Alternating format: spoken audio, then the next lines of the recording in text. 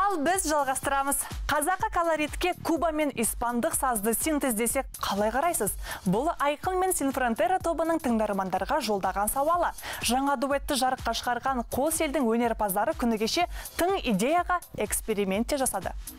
Қазақ баласы мен кубалық өнерпаздар арасындағы шығармашылық тандем осыдан 1 жыл бұрын бастау алғанды. Нәтижесінде отандық шоу-бизнес тағы бір жаңа дуэтпен толықты. Бұл жобаның іске асуына Айқынның өзі мұрындық болған. Әнді шығардым, қазақша тыңдап қарадым, бір кішкене бір тағы да бір колорит қосқым келді, себебі аранжировка сондай тез әнді, латинский сондай мәтінге келетін сондай бір не болғандықтан, осы Қазақстанда жүрген испан тілінде айтатын жігіттерге ұсындым. Айқынның тарапынан ұсыныс түскенде бірден қуана қабыл алдық. Алғашқыда бұл әннің демо нұсқасын жіберіп тыңдатқанда әуені де көңілімізден шықты. Сондай-ақ Айқынмен бірге жұмыс жасау біз үшін үлкен мәртебе, өйткені оның әндерін сүйіп тыңдаймыз. Өмірім Айқын, тың тректің төліп бергенге қатысы жоқ. Жаңа дуэт орындауындағы ән атауы осындай. Әуен ырғақты бұл композиция тойға арналған танымал туындылар тізімін толықтырса, таң қалмаңыз. Шыны керек, Куба халқы өте биге икем халық, әсіресе би көп болады. Бұл әнді өзімен қатты билемесем де, әйтеуір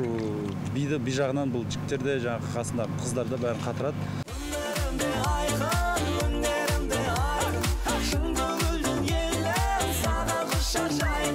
Бейнебаян сюжетінде арулардың назарын аударуға ынтық серілер түрлі қадамға барады. Айқын бұл клипте кубалық қыздарға қырыңдауға құмар жігіттің кейпінде. 3,5 минут тек қана өмірім Айқын деп шырқай бермей, жай арасында бір кішігірім сюжет кіргіздік, енді қыздар туралы, қыздардың жігіттердің арасында байланысы, сөйлескеніміз, таныстығымыз деген сияқты.